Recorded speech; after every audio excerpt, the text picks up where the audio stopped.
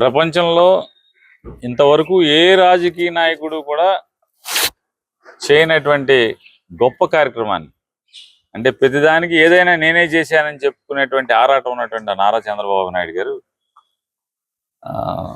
అంటే తనకు అవసరమా, ఇది తప్ప ఒప్ప అనేటువంటి ఏమాత్రం విచక్షణ కోల్పోయిన రాష్ట్రంలో ఉన్నటువంటి 1100 పోలీస్ స్టేషన్ల ఎస్హెచ్ఓలతో, సిఐలతో, డిఎస్పీలతో, అడిషనల్ ఎస్పీలతో, ఎస్పీలతో, డీజీపీ గారు మరి ఉన్నాడా లేడా, మరి ఆయన ఏమైనా ఫోన్ కట్టేసి వెళ్ళిపోయాడు తెలియదు. కానీ మిగతా అందరినీ ఒక గంట సేపు, అంటే రాజకీయాల్లో ఇవాళ దాకా ఆయనకి ఏంటంటే ఎమ్మెల్యేలు లేకపోతే రాజకీయ చుట్టూ ఉన్నటువంటి కార్యకర్తలు ఆళ్ళు ఇళ్ళు భజన చేయటం, లేకపోతే టీవీ ఛానల్స్లో తన తరపున పనిచేసేటువంటి విలేకరులు భజన చేయటం, అంటే మోడరేటర్లు టీవీల్లో కూర్చున్నటువంటి యాంకర్లు భజన చేయటం, ఆ కిక్కు సరిపోవట్లా. సినిమాల్లాగా ఈ కిక్కు చాలట్లేదని ఆ కిక్కు సరిపోక కాకి యూనిఫామ్ వేసుకున్నటువంటి పోలీసులతో కూడా భజన చేయించుకున్నటువంటి, అంటే ఈ డోసు, ఆ మత్తు డోసు చాలక, కిక్కు చాలక నిన్న ఆయన కాకి యూనిఫామ్ వేసుకున్న పోలీసులతో కూడా భజన చేయించుకునేటువంటి కార్యక్రమాన్ని నేను తెరలేపారు. రాష్ట్ర ముఖ్యమంత్రి ఏంటి, ఒక సబ్ ఇన్స్పెక్టర్ పోలీస్ స్టేషన్ చూసేటువంటి బాధ్యత చూసేటువంటి సబ్ ఇన్స్పెక్టర్లతో లేకపోతే సిఐలతో వీడియో కాన్ఫరెన్స్ ఏంటనేది ఇంతవరకు ప్రపంచంలో ఎవడో చూసి ఉన్నాడు. అంటే ఒకటే మనకు అర్థం అవుతున్నది, ఒకటి కిక్కు కోసం, అంటే కథల కిక్కు లేదా టీవీల కిక్కు, పేపర్ల కిక్కు, ఈనాడు జ్యోతిలో వచ్చేటువంటి అక్షరాల కిక్కు సరిపోవట్ల. కాకి బట్టల పొగడతలతో కూడా కొత్త కిక్కు కావాలి ఆయనకి.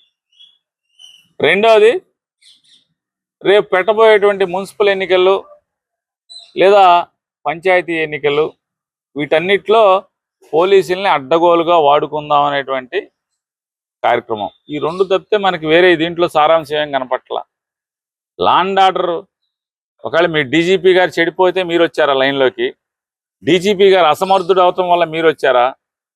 అయితే ఎస్పీలు, మీరు పెట్టుకున్నటువంటి డిఐజీలు, ఐజీలు, ఎస్పీలు అసమర్థులయ్యని చెప్పి మీరు వచ్చారా లైన్లోకి? ఏ కారణంతో మీరు స్టేషన్ హౌస్ ఆఫీసర్లతో 1100 పైచిలుకున్నటువంటి స్టేషన్ హౌస్ ఆఫీసర్లతో ఈయన సరాసరి నేరుగా మాట్లాడతాడు, వాళ్ళకి గీతోపదేశం చేస్తాడు, వాళ్ళకి కౌన్సిలింగ్ చేస్తాడు. ఈ రాష్ట్రంలో పోలీసు వ్యవస్థను భ్రష్టు పట్టించినటువంటి నారా చంద్రబాబు నాయుడు గారు ఇంకే ఏం భ్రష్టు పట్టిద్దామని ఐపీఎస్లు ఐపీఆర్ భ్రష్టు పట్టించేశారు చాలా మందిని. ఇవాళ అంటే సరాసరి స్టేషన్లో కూడా భ్రష్టు పట్టిద్దామని చెప్పాను తప్పితే ఏముంది ప్రయత్నం? వీళ్ళు కూడా మామూలుగా పోలీసులు కూడా కొంతమంది మామూలు వాళ్ళు లేరు. ఏం భజన, వీర భజన, మామూలుగా భజన కాదు. ఒక ఆయన చెప్తాడు, ఏమంటాడు, సార్ అసలు మీ ధైర్య సాహసాలు సార్, అసలు ఎప్పుడు సార్ అలిపిరిలో మీరు లేచి నుంచున్నప్పటి నుంచి బాంబు పేలితే మీరు లేచి నుంచున్నారు సార్, అసలు ఆహా ఓ అని. మీరు పోలీస్ అధికారులయ్యా, కొంచెం జ్ఞానం, విచక్షణ, అరే లోకం చూస్తుందనేటువంటి విచక్షణ కూడా కోల్పోయి భజన. ఆ ధైర్య సాహసాలండి. ఏంటి ధైర్య సాహసం? రామారావుని కసక్కని పొడి చేయడం వెనక నుంచా? పార్టీ పెట్టి కదా, పార్టీ పెట్టి పోటీ చేస్తే అది కదా ధైర్య సాహసం. ఆయన ఎవరు, సిఐ గారో మరి డిఎస్పీ గారో? ఏమండి మిమ్మల్ని అడుగుతున్నా, నిన్న చంద్రబాబుతో మీరు ఆయన ధైర్య సాహసాలు చూసి అబ్బురు పడ్డారు కదా మీరు. ఏంటి ధైర్యం? మామని కుట్ర చేసి వెన్నుపోటు పొడిచి పార్టీని లాక్కుని, ఆయన ఆస్తులు లాక్కుని, పదవులను లాక్కుని చచ్చిపోయాక ఇప్పుడు అప్పుడేమో ఆయన ఎదవని చెప్పాడు, ఇప్పుడేమో దండేసి దండం పెడుతున్నాడు. ఇదే ధైర్యం? చెంచారుగా రామారావు బొమ్మ గిరాటేసి కదా సొంత పార్టీ పెట్టుకోవాల్సింది కదా, అది కదా ధైర్యం అంటే. మీకు తెలియట్లేదు ఆ ధైర్యం అనేది. ట్రాన్స్పోర్ట్ కమిషన్ చొక్కా పుచ్చుకుంటే ఒక ఎమ్మెల్యే ఎంపీ కూర్చోబెట్టి పంచాయతీ చేయడం ధైర్యమా? ఒక ఎంఆర్ఓని జుట్టు పరుచుకుని ఈడిసి కొడితే పిలిచి సీఎం ఆఫీస్కి పిలిచి పంచాయతీ చేయడం ధైర్యమా? అబ్బురు పడిపోయాడు ఈయన ధైర్య సాహసాలు చూసి. ఇంకొక అసలు మామూలుగా ఒక అతి మేధావి ఒక ఐపీఎస్ ఆఫీసర్ గారు, ఆయన, సార్ మిమ్మల్ని సాటిస్ఫై చేయలేకపోతున్నా సార్ మేము, మీరు వెంటనే చట్టం మార్చండి సార్. మార్చి సోషల్ మీడియా కేసుల్లో 5 ఏళ్ల శిక్ష ఉండటం అనేది అసలు మా చేతులు కట్టేస్తున్నాయి సార్. వైసీపీ వాళ్ళని మేము కంట్రోల్ చేయలేకపోతున్నాం సార్. వాళ్ళు అసలు మమ్మల్ని లెక్క చేయట్లేదు సార్. మేము భయపెట్టినా కూడా భయపెట్టలేదు సార్. వెంటనే ఉరిశిక్ష పెట్టేయండి సార్.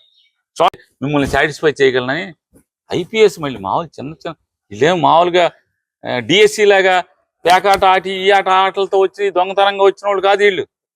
అరే కష్టపడి చదివి ఐపీఎస్ పాస్ అయ్యి ఇదేమి ఆలోచనలు? ఇక ప్రజాస్వామ్యం, రాజ్యాంగం, మానవ హక్కులు ఏం లేవు. సోషల్ మీడియా పోస్ట్కి ఉరేసేయాలా? ఉరిశిక్ష పెడితే బాగా సాటిస్ఫై చేస్తారా మీరు? ఇట్లాంటి ఆఫీసర్లను పెట్టుకుని లా అండ్ ఆర్డర్ని కంట్రోల్ చేస్తారా? రాజమండ్రిలో 2 తాగుబోతులైనటువంటి తెలుగుదేశం పార్టీ కార్యకర్తలు ముక్కుపచ్చలారనేటువంటి ఎంతో ఉజ్వల భవిష్యత్తు ఉండి ఎంతో మంది ప్రాణాలను నిలబెట్టాల్సినటువంటి ఒక డాక్టర్ కారుతో గుద్దితే వెనక్కి తిరిగి చూసిందని చెప్పని తొక్కిచ్చి చంపితే ఏం కేసు కట్టారు? 4 రోజులు మీడియాలో రాదా? అసలు మీడియాలో రాదా? 4 రోజులు కేసు పిచ్చి కేసు కడతారా? యాక్సిడెంట్ కేసు అని. మీది పోలీసు వ్యవస్థ. సీఏని ఏం చేశారు? రాజమండ్రిలో ఆ ఎమ్మెల్యేకి వీర విధేయుడై ఎమ్మెల్యే మాట జవదాచకుండా ఆఖరికి ఐజీ మాట కూడా లెక్క చేయకుండా, ఐజీని కూడా లెక్క చేయకుండా, భయం భక్తి కూడా లేకుండా, పోలీసు వ్యవస్థలో హైరార్కీ ఉన్నటువంటి భయం భక్తి లేకుండా ముక్కుపచ్చలారినటువంటి ఉజ్వల భవిష్యత్తు ఉన్న డాక్టర్ని, ఒక ఆడపిల్లని తొక్కిచ్చి చంపితే 2 తాగుబోతులు గంజాయి తాగి, గంజాయి లేదని చెప్తావు, ఎక్కడ పడితే అక్కడ గంజాయి చిత్తూరు జిల్లాలో గంజాయి బాగా గంజాయి తాగి పోలీసుల్ని కాలర్ పట్టుకుని తంతే, కత్తి తీసి ప్యాష్కోప్ తీసి పొడవబోతే దిక్కులేదు. ఈ రాష్ట్రంలో దిక్కులేదు. వైసీపీ వాళ్ళు పోస్ట్ పెడితే మాత్రం రోడ్డు మీద నడిపిస్తారంట. చింతాడు రవిని రోడ్డు మీద నడిపిస్తారంట. అమ్మాయిని కొట్టి పోలీసుని కొట్టి అంటాడు. అరే అమ్మాయిని కాపాడతాక అతను ప్రయత్నం చేశాడు. తొక్కిసలాట్లోకి మధ్యలోకి వస్తే ఆవిడ అతని మీద ఏమో తప్పుడు కేసులు పెట్టి నడిపిస్తారు.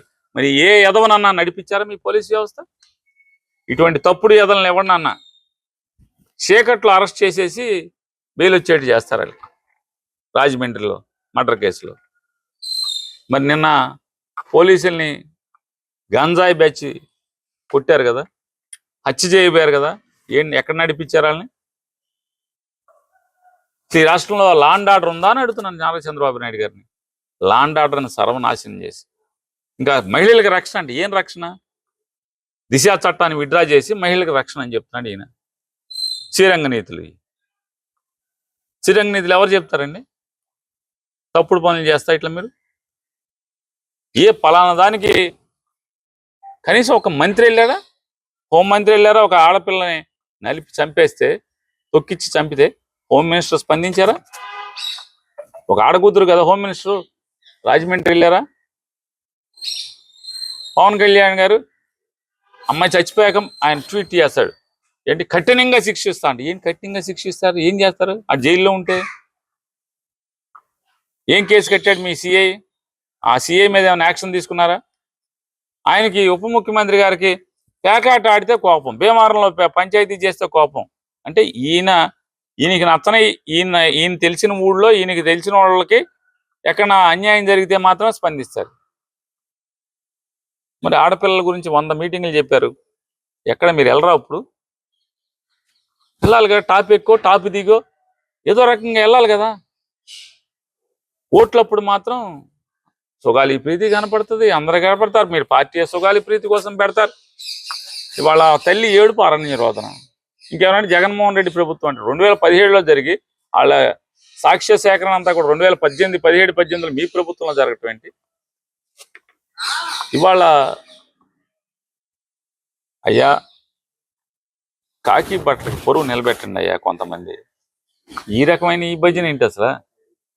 రాజకీయ నాయకుడికి అసలు మామూలుగా తెలుగుదేశం ఎమ్మెల్యేలు అంటున్నారంట నేను రాత్రి ఏమో. ఇక మనం ఈ పోలీసులతో మనం పోటీ పడలేరు. రేపు నుంచి మన చంపుతాడు. ఆ స్థాయిలో ఆ మీటర్ గేజ్ చూసుకుంటాడు. పోలీసు వాళ్ళు ఆ లెవెల్కి, ఆ మీటర్కి, ఆ రీడింగ్కి పొగట్లేదు వీళ్ళు అని చెప్పని మేము చేస్తాం. ఇప్పుడు మేము మీతో ఎక్కడ పోటీ పడతామా అని చెప్పినేమో తెలుగుదేశం పార్టీ ఎమ్మెల్యేలు రాత్రి అంతా గోలగాలంట. మనం ఈ రాష్ట్రంలో ఉన్నటువంటి తంతు, లా అండ్ ఆర్డర్ తంతు, పోలీసుల తంతు. ఇవాళ ఈ రోజున అమరావతి ఏదో బద్దలైపోయిందని చెప్పని చాలా ఛానల్స్కి డబ్బులు ఇచ్చి ప్రమోషన్ వీడియోస్ చేసుకుంటున్నారు. ఏం బద్దలైంది? 2015లో టెండర్లు పిలిచి 2018కి స్లాబులు అయిపోయినటువంటి గోడలు కట్టేసేసి కిటికీలు పెట్టేసినటువంటి బిల్డింగుల్ని, అంటే అదొక 4 ఏళ్ళు, ఇదొక 2 ఏళ్ళు, 6 సంవత్సరాలు ఒక అపార్ట్మెంటు, 9 అంతస్తుల అపార్ట్మెంట్ కట్టి 6 సంవత్సరాలు ఎమ్మెల్యే క్వార్టర్స్, భూమి బద్దలైపోయింది 3500. ఒక ఎమ్మెల్యే ఎవడన్నా ఉంటాడా? చూద్దాం రేపు సెషన్కి ఎవడుంటాడో. ఇవాళ హ్యాండ్ ఓవర్ చేస్తా అంటున్నారు కదా, రేపు సెషన్ నుంచి ఆ ఎమ్మెల్యే క్వార్టర్లో ఎవడుంటాడు? చివరికి ఖచ్చితంగా దాంట్లో జరిగేది ఏంటంటే, అయితే గన్మెన్ని డ్రైవర్ని పడుకోబెడతారు, వీళ్ళేమో హోటల్లో ఉండి ఎమ్మెల్యేలు, లేదా అసాంఘిక కార్యక్రమాలకి ఎమ్మెల్యేతో ఉండేవాళ్ళు వాడుకుంటూ ఉంటారు. చూస్తాం, అది చూస్తాం. 6 సంవత్సరాలు కట్టి దాన్ని ఏదో గొప్పగా చెబుతున్నారు. స్టీల్ బ్రిడ్జ్ అండి, దారి సీడ్ యాక్సెస్ రోడ్డుకి మీరు ఎన్నేళ్ళైంది అమరావతిని ఇది రాజధాని అని చెప్పి? అది గొప్ప పనితనం చేసినట్టు మాట్లాడతారు. మొత్తం దోచుకుంటూ ఈ రాష్ట్రాన్ని. అమరావతిలో ఇంకొకటే కాదు, సెకండ్ ఫేజ్, థర్డ్ ఫేజ్ కూడా ఆలోచన చేస్తున్నారు చంద్రబాబు నాయుడు గారు. ఇక్కడతో 2వ ఫేజ్ కూడా చాలదంట, 3వ ఫేజ్ కూడా కావాలంట. ఎందుకు కావాలంటే కంటిగ్యూస్గా ఒకే చోట భూమి లేదంట. ఒకే చోట భూమి లేదు, అక్కడక్కడ ఉంది. కాబట్టి మేము ఎవరికైనా అమ్మాలన్నా కూడా మా దగ్గర భూమి లేదు కాబట్టి, అంటే వ్యాపారం కోసం రైతుల్ని కాల్చుకు తింటారు. అమరావతి ప్రాంతంలో ఏ రైతు పట్లన్నా మీకు సానుభూతి ఉందా? ఒరిజినల్ అమరావతి, శివయ్య గుడి ఉన్నటువంటి అమరావతి ప్రాంతంలో సాగునీళ్ళకి అవకాశం లేదు. అంగట్లో అన్నీ ఉన్న అల్లున్నోట్ల శనున్నట్టుగా ఆ నదీ పరివాహక ప్రాంతంలో ఉన్నటువంటి రైతాంగానికి నీళ్లుండవు. పక్కన నది ఉంటుంది, వర్షం ఆధారం, ఎరువులు లేవు, ఎరువులు ఇచ్చే నాదుడు లేడు, పట్టించుకునేవాళ్ళు లేడు. వాళ్ళ పొలాలు మాత్రం కావాలి, సాగుకు మాత్రం కావాల్సినవి ఏమేవో. ఇటువంటి పరిస్థితులు ఈ రాష్ట్రంలో ఉన్నాయి. అయ్యా కొంచెం బుద్ధి తెచ్చుకుని ఈ సోకు మాటలు, సొల్లు మాటలు, ఆడితో భజన, ఏళ్లతో భజన, కాకీల భజన, ఈ భజన ఆపి ఈ రాష్ట్రంలో రైతాంగానికి పడుతున్నటువంటి నీళ్ల ఇబ్బంది, కృష్ణా డెల్టాలో జరుగుతున్నటువంటి నీళ్ల ఇబ్బంది, లేదా నీళ్ల అవకాశం లేదు, సాగునీళ్ళ అవకాశం లేని వర్షాధారంగా ఉన్నటువంటి వాళ్ళకి ఎరువులు అవి కూడా అందించమని చెప్పని డిమాండ్ చేస్తున్నాం. సాధారణంగా మనకి డైనోసార్లు అంతరించిపోతున్నటువంటి జంతువులు అంట. చాలా కళలు కూడా అంతరించిపోతున్నాయి. హస్తకళలు కానీ, లేకపోతే రకరకాల వినోదాత్మకమైనటువంటి ప్రజల్ని వినోదపరిచేటువంటి కళలు కానీ అంతరించిపోతున్నాయి.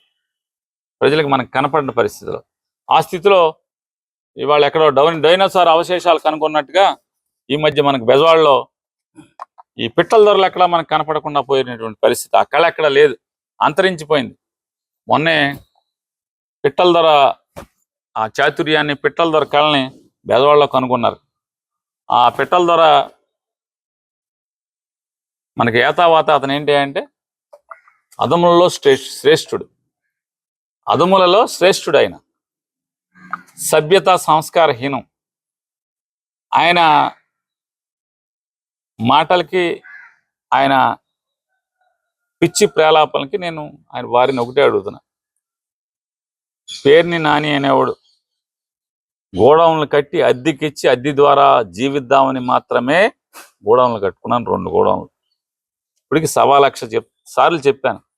ఈ అధమ శ్రేష్ఠుడికి కూడా చెప్తున్నాను, ఈ అధమ శ్రేష్ఠుడికి కూడా చెప్తున్నాను. ఏమనంటే అద్దె కోసం కట్టుకున్నాను, నా దగ్గర పనిచేసేటువంటి మనుషులు దాంట్లో స్టాక్ తగ్గింది అని చెప్పని వచ్చి చెప్తున్నారు. మీరు ఇన్స్పెక్షన్ చేసి సాంకేతికంగా నాకు బాధ్యత లేనప్పటికీ నైతికంగా 15 ఏళ్ళు ఎమ్మెల్యే చేసిన వాడిని, మంత్రి చేసినోడిని నైతికంగా ఆ తప్పుని, అంటే నా కింద పనిచేసిన మనుషుల యొక్క తప్పుని నేను భరించి పెనాల్టీతో సహా చెల్లిస్తాను అని చెప్పాను. నేను చెప్పాను డిపార్ట్మెంట్. చెప్పిన 10 రోజులకి మా మీద కేసు కట్టారు, నా భార్య మీద, నా మీద. కనీసం ఇంట్లో ఆడవాళ్ళని కూడా మర్యాదగా పలకలేనటువంటి సంస్కారహీనమైనటువంటి అధమ శ్రేష్ఠుడు. సాటి వారి ఇంట్లో ఆడవాళ్ళని కూడా, ఆడపడుచులను కూడా సంస్కారవంతంగా ఉచ్చరించలేనటువంటి అధమ శ్రేష్ఠుడికి చెప్తున్నా. ఎవడో మావయ్య గాడికి నేను మా ఆవిడని తీసుకెళ్ళి కాళ్ళ మీద పడి మావయ్య మావయ్య అని 50 కోట్లు కట్టానని చెప్తున్నాగా. అతనికి నీకు చెప్తున్నా, ఆ మావయ్య గాడికి చెప్తున్నా. ఆ మావయ్య చంద్రబాబు అయితే, లోకేష్ అయితే, ఇంకెవడన్నా మా ఊరు మంత్రి, నీ ఇష్టం. నువ్వు చెప్పేటువంటి ఆ మావయ్య గాడికి కూడా చెప్తున్నా. ఎవడైతే నీకు చెప్పాడంటున్నావు కదా, ఆ మావయ్య గాడికి కూడా చెప్తున్నా. మీరు మనిషి జన్మెత్తితే, మీకు దేవుడు సిగ్గు అనేది పెడితే ఛాలెంజ్ చేస్తా. నేను నా శ్రీమతి కలిసి మీ ఇళ్ళకు వచ్చి, ఎవడా మామయ్య గారి ఇంటికి వచ్చి ఒక్క ఫోటో, మేము వచ్చినప్పుడు మీ ఇంట్లో సీసీటీవీలు ఉంటాయిగా అందరి ఇళ్లలో, ఆ మామయ్య ఒకవేళ చంద్రబాబు అయితే, చంద్రబాబు ఇంటూ ఉండవా? చీమ చిట్టుకుమన్నా అన్ని రికార్డ్ అవుతాయి కదా. సీసీటీవీ ఫోటో బయట పెట్టండి. ఎందుకు నా మీద జాలి దయ్యా? ఈ తప్పుడు మాటలు ఎందుకు? ఛాలెంజ్ చేస్తున్నా. ఆ మామయ్య గాడి ఎవడ మామయ్య ఆ మామయ్య గాడికి కూడా చెప్తున్నా. నీకు ఎవడ చెప్పాడు? ఆ మామయ్య గాడికి, ఈ అధమ శ్రేష్ఠుడికి కూడా చెప్తున్నా. మీకు చేతనైతే, చావుంటే, దమ్ముంటే, నిజంగా మీరు నీతి జాతి గలవాళ్ళైతే మా ఇద్దరు వీడియోలు, నేను నా భార్య వచ్చి ఎవడింటికి వచ్చామో ఆడింటికి ఆ వీడియోలు బయట పెట్టండి, ఫోటో అన్న బయట పెట్టండి. సిగ్గు శరం లేకుండా నోటుకు వచ్చింది మాట్లాడటం, సంస్కారం లేకుండా. జగన్ గారు కనపడితే టపామని కాళ్ళ మీద పడతారు. సార్ మాకు ఎదవ సార్, మాకు నాయకుడు కాదు సార్, మేము అక్కడ బతుకుతున్నా మీళ్ళ మీద పడిపోతుంటారు పెళ్ళిళ్ళు. అవన్నీ మీ ఇష్టం. నేను దాని గురించి నాకేం అభ్యంతరం లేదు, బాధ లేదు, చీకు లేదు. కాకపోతే పిచ్చబాగుడు ఏదైతే బాగారో ఛాలెంజ్ నిరూపించండి. 50 కోట్లు మీ మామయ్య గారికి ఎవడికో ఇచ్చానంటున్నారు కదా, మరి ఈడీ కేసు పెట్టి నన్ను ఆ మామయ్య గారిని లోపలేయండి. మరి ఈ 50 కోట్లు క్యాష్గా బదలాయిస్తే మరి తప్పు కదా, నేరం కదా. ఏంటి చంద్రబాబుకి 50 కోట్లు ఇస్తే చంద్రబాబు నన్ను ఏంటి లోపల కండి. తప్పుడు వాగుడు, ఇంట్లో ఆడవాళ్ళ గురించి సంస్కారవంతంగా మాట్లాడటం నేర్చుకోమని చెప్పాను.